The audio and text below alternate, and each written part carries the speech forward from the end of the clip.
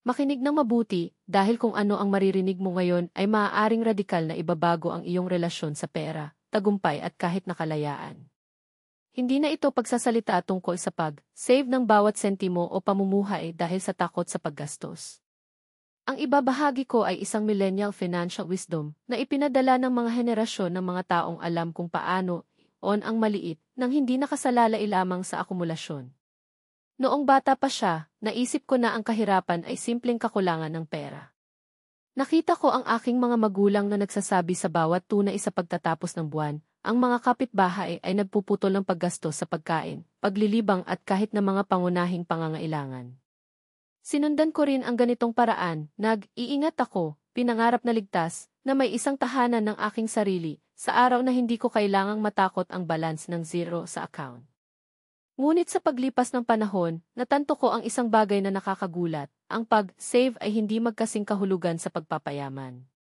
Sa kabilang banda, ito ay madalas na isang bitag na nagpapanatili ng mga tao na natigil sa isang maling kahulugan ng kontrol. Napansin ko sa paligid ko, ang mga taong gumugol ng kanilang buhay sa pamamagitan ng pagsali sa pera, ngunit nagpatuloy sa parehong sitwasyon, palaging natatakot bukas. Samantala, ang iba, kahit na may katamtamang kita, umunlad, nagkamit ng paggalang at kalayaan. Ano ang pagkakaiba? Ang sagot ay wala sa mga numero, ngunit sa mindset. Ang pera ay hindi isang pagtatapos, ito ay isang tool. At sino ang naunawaan ito na ganap na nagbabago sa kanilang tilapon? Ang aking pamilya, kahit na hindi mayaman, ay may regalo, alam ko kung paano gagawa ang pera.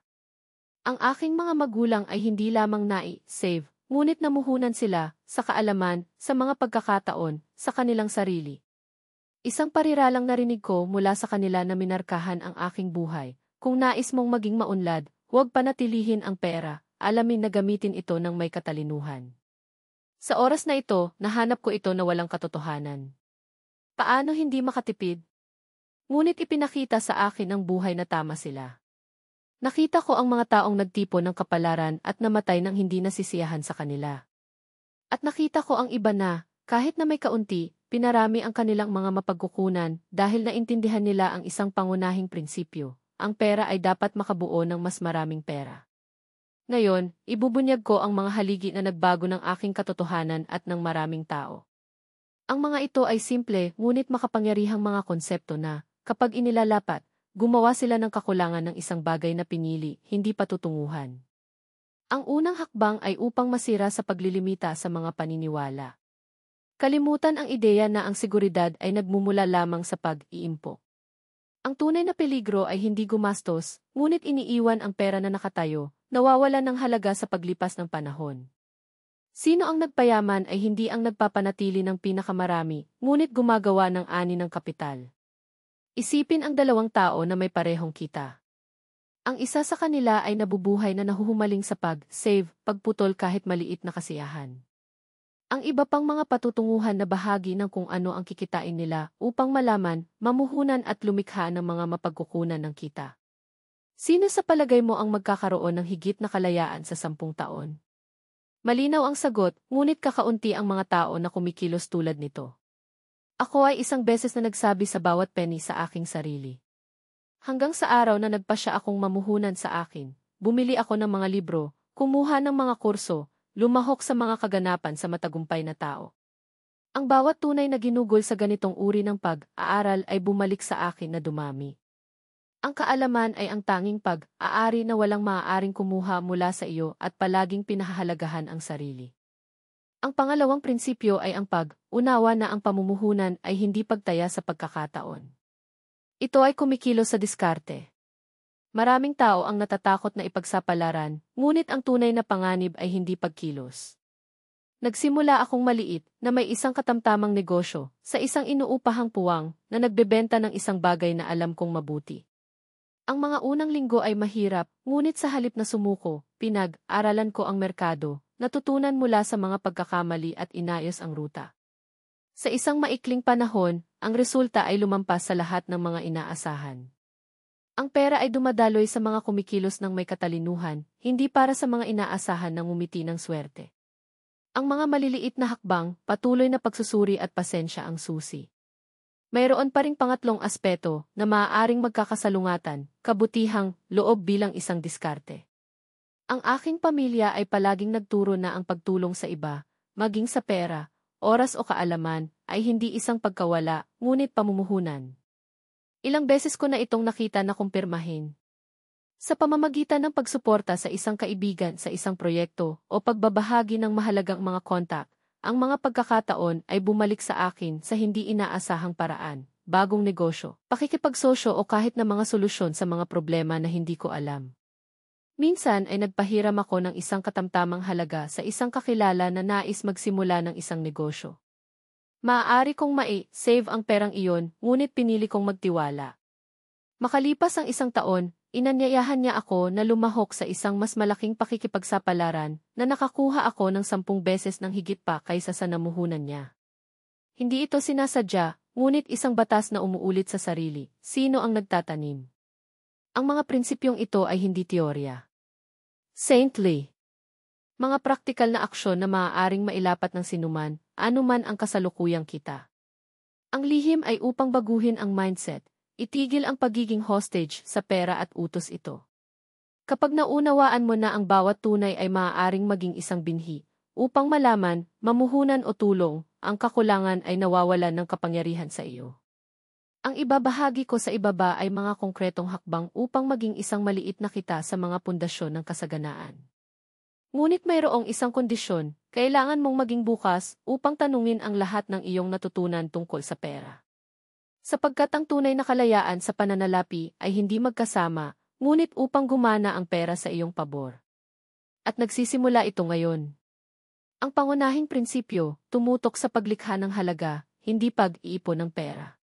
Karamihan sa mga tao ay naniniwala na ang yaman ay magkasing kahulugan na may maraming mga zero sa bank account. Ngunit ang tunay na kayamanan ay nasa kakayahang makabuo ng halaga para sa iba. Kapag gumawa ka ng isang bagay na kapaki, pakinabang, kinakailangan at makabuluhan, ang pera ay dumating bilang isang natural na bunga. Naaalala ko noong sinimulan ko ang pagtulong sa mga maliliit na negosyo na ma-optimize ang mga proseso sa pamamagitan ng pag-aalok ng pagkonsulta at pagsasanay. Hindi ako nag-isip ng pera, gumagawa lang ng trabaho ng maayos. Sa paglipas ng panahon, ang mga customer ay nagsimulang magbayad ng mga halaga na hindi ko naisip na posible, at ang aking kita ay naging matatag at lumalaki. At ang ikalimang prinsipyo, ang pera ay kalayaan, hindi isang layunin. Maraming mga tao ang gumugol ng kanilang buhay na nangangarap ng kayamanan, ngunit kapag nasakop nila ito, nagiging alipin sila sa kanilang sariling mga pagnanasa at takot. Ang mga tunay na walang bayad na pananalapi ay gumagamit ng pera bilang isang tuol, bumili ng oras, mga pagkakataon, kaalaman at kalayaan na pumili. Nang maunawaan ko iyon, tumigil ako sa pagtakbo pagkatapos ng mga numero. Nagsimula akong magtayo ng isang sistema kung saan gumagana ang pera para sa akin, hindi sa iba pang paraan sa paligid. At alam mo ba ang nangyari? Ang aking buhay ay naging mas magaan, tiwala at tahimik, kahit na ang mga puntas ay nag-oscillates. Ang 5 mga prinsipyong ito ang batayan ng tunay na karunungan sa pananalapi. At hindi lamang teorya, inilapat ko sila, nakita ko itong gumana sa buhay ng mga kaibigan, mentor at kakilala. Sigurado ako kung pinagtibay mo sila ng hakbang, magbabago ang iyong katotohanan. Mapipigilan mo ang takot sa kakulangan, pamumuhay ng sweldo sa sweldo, at magsisimulang magtayo ng isang tunay na kalayaan sa pananalapi. Tandaan, ang kayamanan ay hindi ang mga numero sa account, ang mamahaling kalakal o ang katayuan. Ang kayamanan ay ang kakayahang kumita ng pera sa iyong kaalyado, lumikha ng halaga, mamuhunan sa iyong sarili at sa iba pa, at gumamit ng mga mapagkukunan upang makakuha ng kalayaan at paglaki. Kung handa ka ng sumipsip nito at isagawa ito ngayon, papunta ka na upang hindi na maging mahirap muli. Ngayon, bumaba tayo sa kung ano ang talagang mahalaga, kung paano on ang mga prinsipyong ito sa mga konkretong kilos. 1. Ang pera ay isang tuol, walang layunin. Itigil ang pag-usig sa account at simulan ang paggamit ng pera upang lumikha ng kalayaan, mga pagkakataon at halaga. Ang tunay na kalayaan sa pananalapi ay maaaring pumili kung paano at saan mamuhunan ng iyong oras at mapagkukunan, at ito ay hindi mabibili ng halaga. 2. Mamuhunan sa iyong sarili. Hindi mahalaga kung gaano kakikitain, ang iyong pinakamalaking pag-aari ay ang iyong kaalaman, kasanayan at kakayahang mag-isip ng madiskarteng. Nakita ko ang mga taong may katamtamang kita na nagbabago sa kanilang buhay sa pamamagitan lamang ng pag-aaral, pagbabasa at paghanap ng pagmimina. Ang isang tunay na namuhunan sa edukasyon ay maaaring bumalik ng 10 beses ng higit pa kung gagawin sa layunin. 3. Gawin ang iyong pera. Ang pera ng parada ay nawawalan ng halaga na may inflation.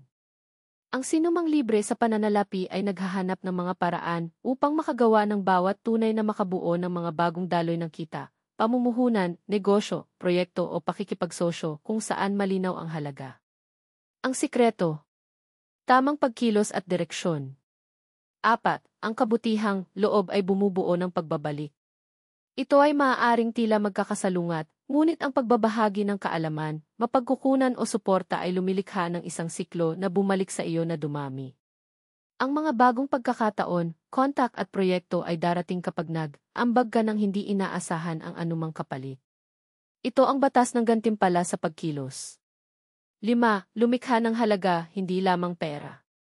Ang kayamanan ay hindi ang wakas, ngunit ang resulta ng iyong inaalok sa mundo. Ang mas maraming halaga na nabuo mo, mas maraming mga tampok at posibilidad na maakit. Ang negosyo, mga customer at pakikipagsosyo ay natural na kapag ang kanilang focus ay sa paglutas ng mga problema at paggawa ng pagkakaiba. 6. Ang pera ay kalahati, hindi magtatapos.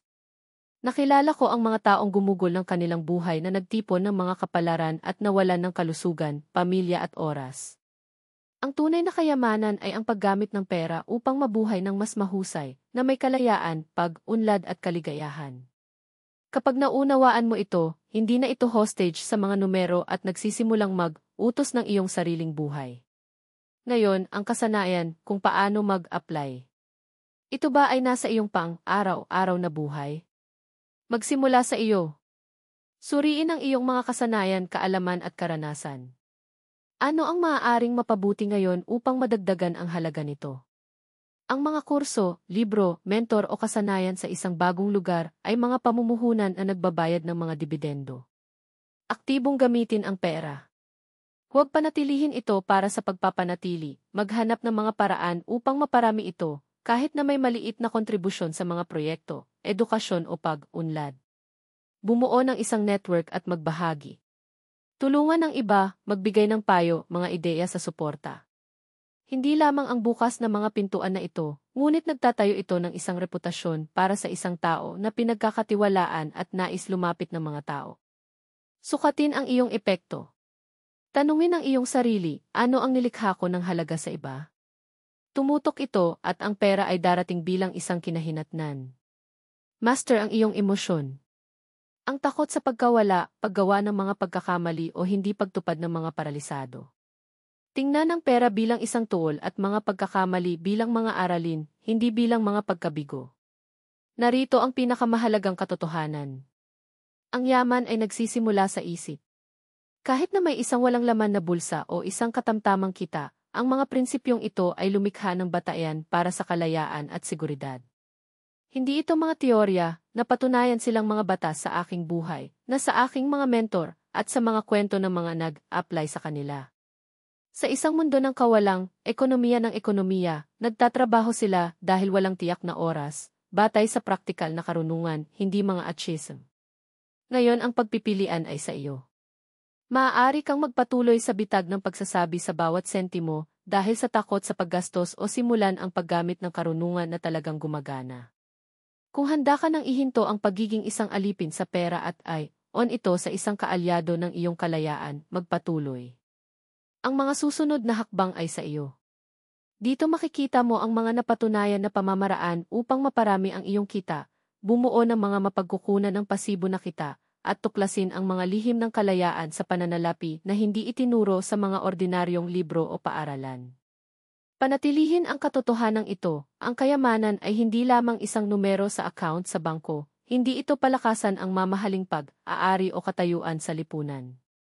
Ang kayamanan ay ang kakayahang lumikha ng halaga, gawing isang kaalyado ang pera at gamitin ito bilang isang tool para sa kalayaan, paglaki at epekto para sa iyo at sa iba pa. Kung sinimulan mo ang paglalapat ng mga alituntuning ito ngayon, sa 1, 2 o 5 taon, magugulat ka na makita kung paano naging buhay ang iyong buhay. Hindi ka na magiging di mahirap muli ni sa mindset o sa pagsasanay. At ang kaalamang ito na ibinabahagi ko ay nagmula sa puso, na nabuo sa karanasan ng mga henerasyon na namuno sa karunungan na ito. Alalahanin, ang pera ay dumadaloy sa mga marunong, maagap at mapagbigay. Ngayon ay kasama mo. Kumilos, dahil ang iyong hinaharap ay nagsisimula ngayon, at maaari itong maging naiiba sa radikal kung magpasya kang ilapat ang mga alituntuning ito ngayon.